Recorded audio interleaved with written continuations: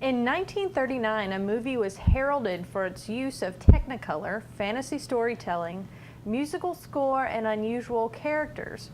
Over the years, it has become an icon of American popular culture. The story of how you can follow the yellow brick road to the traveling exhibit, based on the beloved movie classic, is coming up on Polk Place.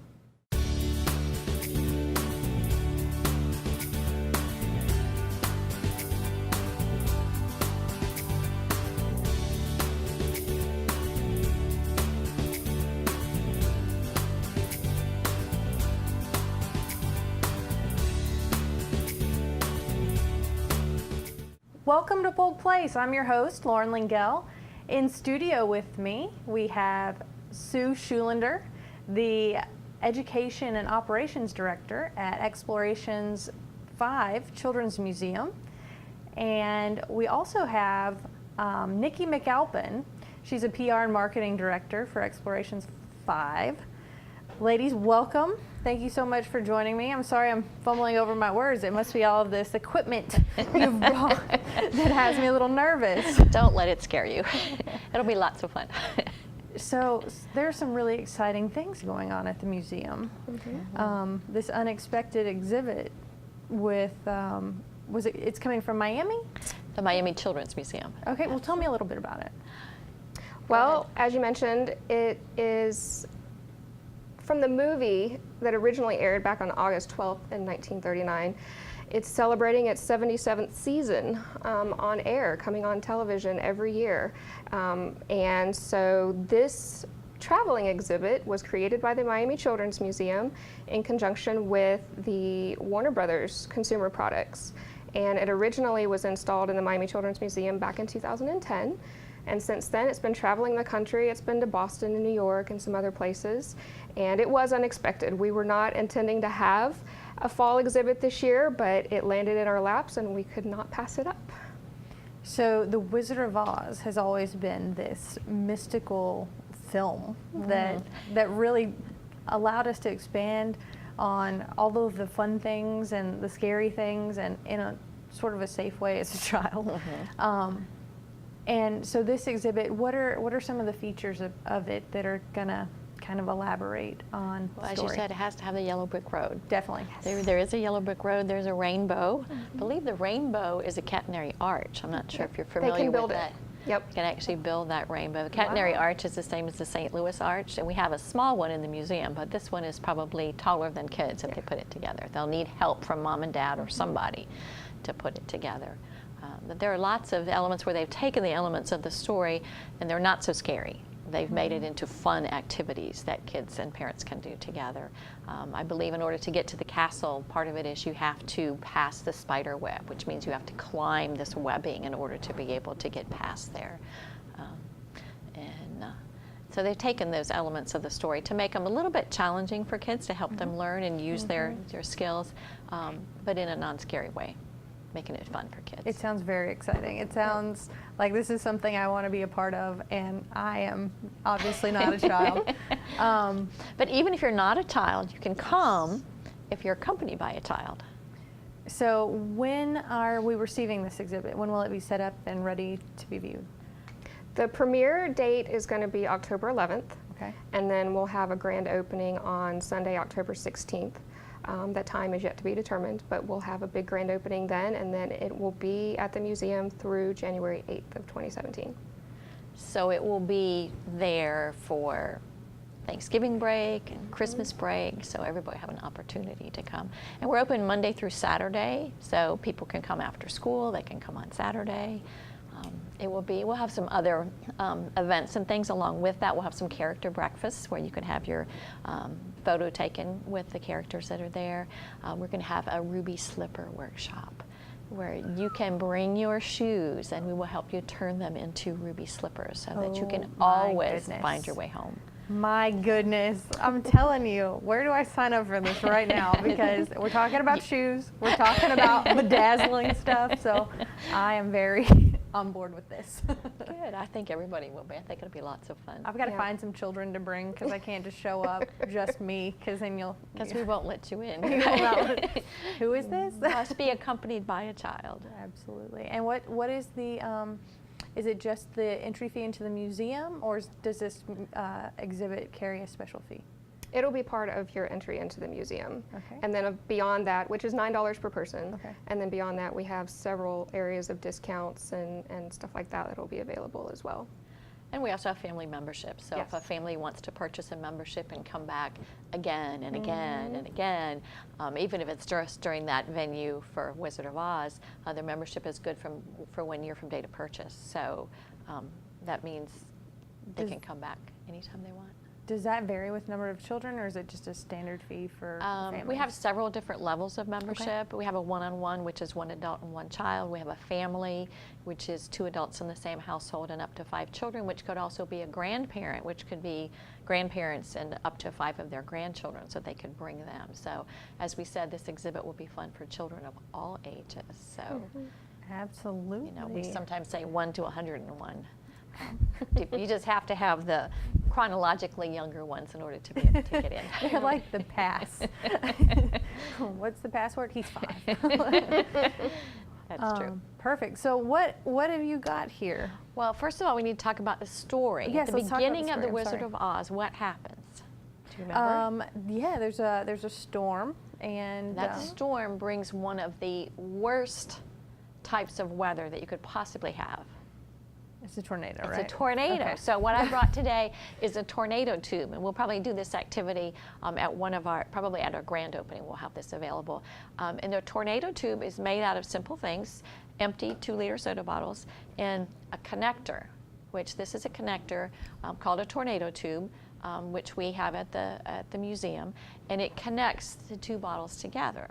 So what we're going to do is we're going to fill, and I brought a funnel to make it easier. Oh, thank you. We're going to put water up to about 2/3 of one of the bottles, and we're going to add a little food coloring and a little glitter to help us see the cyclone effect in there. And then we're going to hook it together, and I'll show you how to actually make a tornado. We'll talk about that swirling action there. Okay. So this is not a real tornado. A real tornado has to be connected to the base of the clouds and connected to the ground. That's what kind of defines it as a tornado. But this one will give us a pretty good idea of how a tornado moves and how it can pick up everything. I'm learning so much right now. You have no idea. All right, so I brought a funnel to make it a little bit easier, so I'll hold the bottle for Okay. you and the funnel. So I think if we put in some glitter first, Okay. while the funnel's dry, that'll So probably be just- the best thing. Probably need to open it, and then it would be to sprinkle some, and that'll be like our dirt and our. How's that? Oh, put some more in. Oh, a little bit more. There we go. All Glam right. it up. That's right. All right. All right, and then I've got food coloring here. Now you can choose whatever color you want. It's up to you. I think we've got this whole nice little Emerald City thing going on. Okay. I think All I'll right, we stick with can- the green theme all right. here. All right, just put a few drops in there. Just don't squeeze too hard. I will not do that. We good? Yeah, probably. It's hard to tell before you add anything to it. Okay. There we go. We'll have some nice, really green. Big fat Ooh, drop. yeah. All right, and then the water right there, and I'll hold the funnel and I'll hold the. All right, don't let go now. This could be No, terrible. Trust me. So you see, now we're diluting our food coloring. The more water we put in, the lighter the color gets. But All right. we still have our. Oh, go ahead and put it all in. That's Okay. good. Yeah. Directions do come with the little tornado tube piece there. So. Well, thank goodness for that. I mean, Yes. I'm not sure without you I can do this. All right, so we're done with that. Now, we've already, at the museum, in order to keep things as simple and, Okay. and easy, as safe as possible, this part is already glued on here. You don't necessarily have to glue it, but we do that because when you use it over and over again with little children, sometimes that happens. So we're going to connect these two together and make sure that we have a good connection here. All right, now, what's going to happen is, now it's not going to make a tornado while this is in the bottom. What we want to do is we're going to flip it. And when we flip it, you want to go in a circular motion with the bottle that's going to be on top, which is going to be this Okay. one. And then we're going to watch the tornado as the water transfers to the other tube. All right. Are you ready? I am ready. All right, get this out of your way. All right, you ready? Flip it and Just flip and spin, eh? flip and spin. And then you've got to Here, set it here. It's not Okay, working. go. Oh, I get it. I get it. And then we've got up here, you can see our tornado in here, Oh my goodness. and it goes. And if you notice, I think I've had a deprived view. There it goes, there it 'cause goes. I See it? definitely never did this. same thing might happen in the bathtub. Hey, Sink. fun. But if you notice, if you look in here, you can see at the top that it's going in a counterclockwise direction, which is what happens in a tornado in the northern hemisphere. Wow.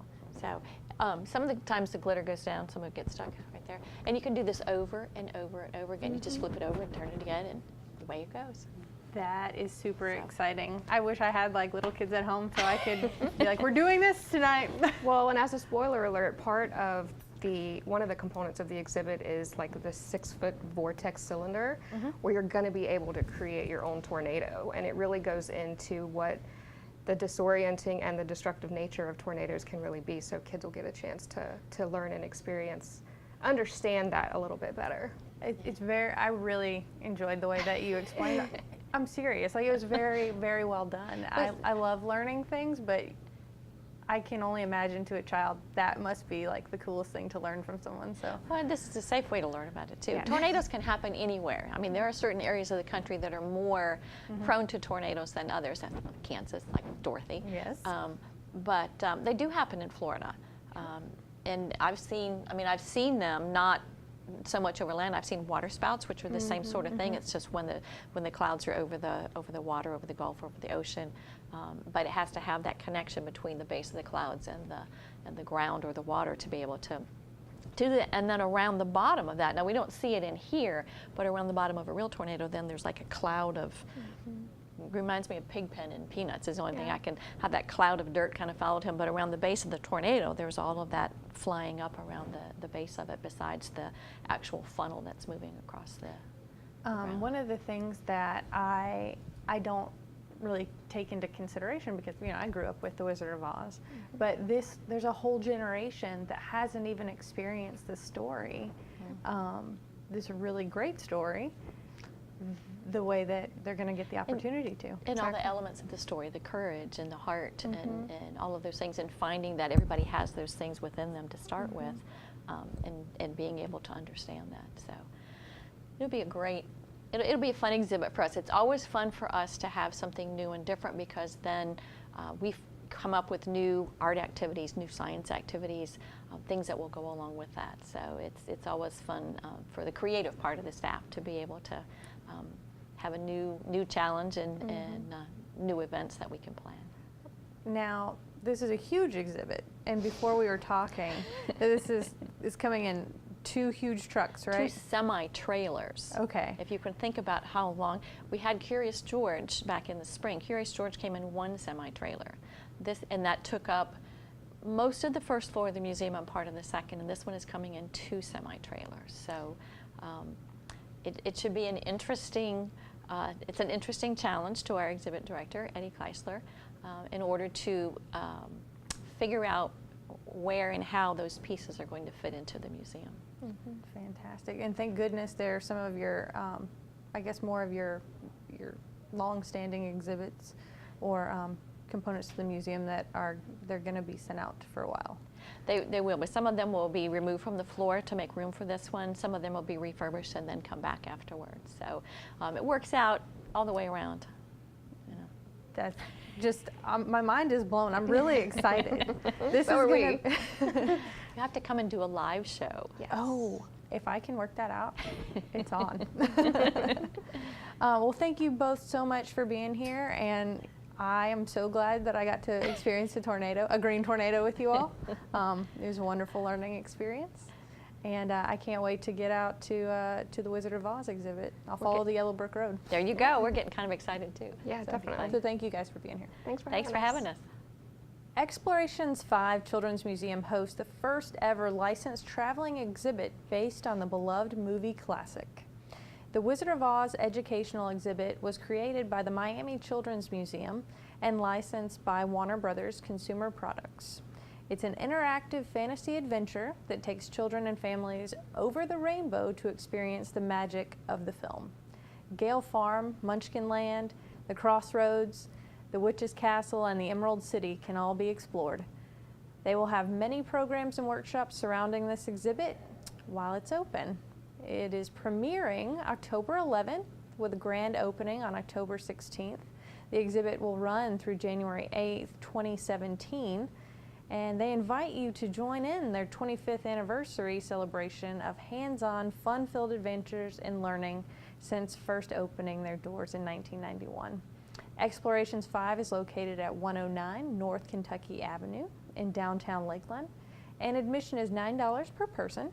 Discounts apply for teachers, military, seniors, and EBT access card holders. For more information, give them a call at 863-687-3869 or look them up on the web at www.explorationsv.com.